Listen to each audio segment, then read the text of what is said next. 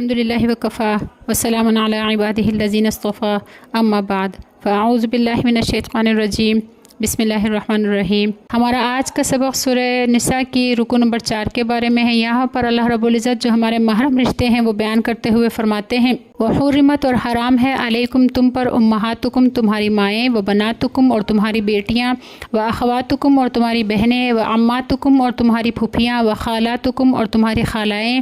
وبنات الاخی اور تمہارے بھائی کی بیٹیاں یعنی بھتیجیاں وبنات الاختی اور تمہاری بہن کی بیٹیاں یعنی بھانجیاں وامہاتکم اللاتی ارضعنکم اور تمہاری وہ مائیں بھی تم پر حرام ہے جنہوں نے تمہیں دودھ پلایا ہے یعنی تمہاری رضائی مائیں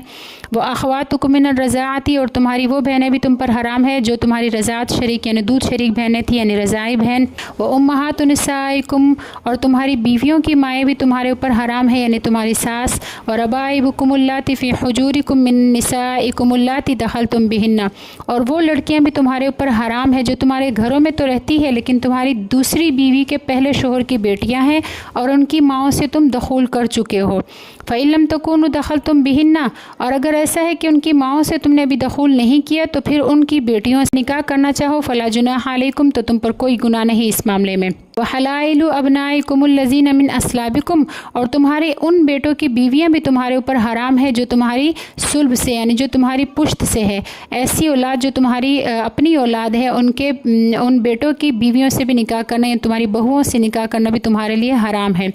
وَأَن تَجْمَعُوا بَيْنَ الْأُخْتَيْنِ اور یہ کہ تم دو بہنوں کو ایک نکاح میں جمع کرو یہ بھی حرام ہے تمہارے لیے، ہاں الا ما قد سلف جو پہلے ہو چکا ہے یعنی جب تک حرمت کا حکم نہیں تھا اور تم ایک نکاح میں دو بہنوں کو جمع کرتے تھے وہ گزر چکا، اب ایسا نہیں کرنا۔ ان اللہ بے شک اللہ تعالیٰ کانا ہے غفوراً بخشنے والا رحیم رحم کرنے والا۔ والمحصنات اور وہ آزاد عورتیں جو کسی کے نکاح میں ہیں من النساء تمہاری عورتوں میں سے وہ بھی تمہارے لیے حرام ہے۔ الا ما ملکت ایمانکم ہاں اگر وہ تمہارے قید میں آ جائے یعنی جنگ کے دوران تم ان کو قید کر لو تو وہ تمہاری باندیاں بن جائیں گی۔ کتاب اللہ علیکم یہ اللہ نے تمہارے اوپر لکھ لیا ہے، یہ تمہارے لیے اللہ تعالیٰ نے مقرر کر دیا ہے۔ وہ حل اور حلال ہے لکم تمہارے لیے ما وراء ذالکم جو ان رشتوں کے علاوہ ہے وہ سب تمہارے لیے حلال ہے۔ ان تبتغوا باموالکم اگر تم ان سے نکاح کرو اپنے مال کے ذریعے یعنی مہر کے ذریعے، محسنینہ نکاح کی قید میں لانے کے لیے غیر مسافہین نہ کہ شہوت پرستی کے لیے۔ ومستمتعتم به منہن پھر اگر تم ان عورتوں سے فائدہ اٹھا لو مہر کے ذریعے فآتوہن تو ان کو دو اجورہن ان کا وہ مہر فریضہ جو تم نے مقرر کیا ہے۔ ولا جناح علیکم اور تم پر کوئی گناہ نہیں ہے فیما اس بات میں تراضیتم به من بعد الفریضہ کہ تم آپس میں رضامندی سے وہ مہر یا مہر کا کچھ حصہ معاف کر دو اس کے مقرر ہونے کے بعد بھی، یعنی مہر تو مقرر ہو چکا تھا لیکن شوہر نے کہا کہ میری توفیق نہیں میں آپ کو پورا مہر نہیں دے سکتی، میاں بیوی کی آپس کی رضامندی سے بیوی اس کو کہہ دے کہ ٹھیک ہے میں آپ کو اپنا آدھا مہر معاف کر دیتی ہوں، تو اللہ فرماتے ہیں ان اللہ بے شک اللہ تعالیٰ کان ہے علیماً جاننے والا حکیمہ حکمت والا۔ ومن لم یستطع منکم طولا اور جو تم میں طاقت نہ رکھے آئین کے المحصنات المؤمنات کہ وہ آزاد مومن عورت سے نکاح کرے یعنی آزاد مومن عورت کا مہر وہ نہیں دے سکتا اس بات کی وہ طاقت نہیں رکھتا، فمما ملکت ایمانکم تو پھر جو تمہارے ہاتھوں کا مال ہے یعنی من فتیاتکم المؤمنات یعنی جو تمہاری مومن باندیاں ہیں ان سے نکاح کر لو۔ واللہ اللہ تعالیٰ عالم جانتا ہے بایمانکم تمہارے ایمان کے بارے میں، بعضکم من بعض تم آپس میں ایک دوسرے سے ہو، فنکحوہن پھر تم نکاح کرو ان باندیوں سے باذن اہلہن ان کے مالک کی اجازت سے یا ان کے آقاؤں کی اجازت سے، وآتوہن اجورہن اور دو ان کا وہ مہر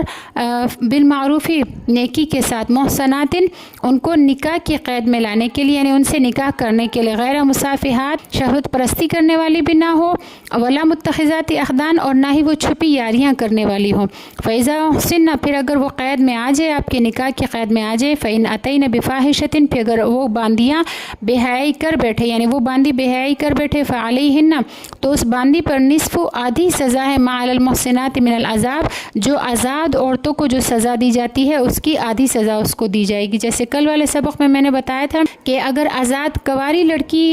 خدا نخواستہ زنا میں مبتلا ہو جاتی ہے زنا کر بیٹھتی ہے تو اس کو 100 کوڑے مارے جائیں گے، اور اگر شادی شدہ عورت زنا کر بیٹھے تو اس کو سنسار کیا جائے گا، رجم کیا جائے گا۔ لیکن باندی کا معاملہ یہ ہے کہ باندی اگر شادی شدہ ہو یا کنواری ہو دونوں حالتوں میں اگر اس سے زنا ہو جائے تو اس کو 50 کوڑے مارے جائیں گے، اور مہر بھی اس کا آزاد عورت سے آدھا ہوتا ہے۔ تو اس لیے اللہ تعالیٰ فرماتے ہیں کہ اگر یہ باندی بے حیائی کر بیٹھے تو اس پر آزاد عورت کے مقابلے میں آدھی سزا اس کو دی جائے گی۔ اللہ رب العزت ارشاد فرما رہے ہیں کہ یہ باندی سے نکاح کرنا بھی ان کے لیے ہے جو مجبور ہے، صبر نہیں کر سکتے۔ وہ یہ کہتے ہیں کہ اگر ہم نے نکاح نہ کیا تو ہم سے خدا نخواستہ گناہ نہ ہو جائے، زنا میں ہم مبتلا نہ ہو جائے۔ تو اس لیے اللہ فرماتے ہیں ذالک، یہ لمن اس شخص کے لیے ہے، خشی العنت منکم، جو تم میں سے اپنے اوپر گناہ سے ڈرے، تکلیف سے ڈرے کہ کہیں میں گناہ میں نہ پڑ جاؤں، اس لیے وہ باندی سے نکاح کر لے۔ وَأَن تَصْبِرُوا، اور اگر تم صبر کرو، خیر لکم، تو یہ تمہارے لیے زیادہ بہتر ہے۔ واللہ، اللہ تعالیٰ غفور، بخشنے والا ہے، رحیم، رحم کرنے والا ہے۔ صدق اللہ العظیم۔ السلام علیکم ورحمۃ اللہ وبرکاتہ۔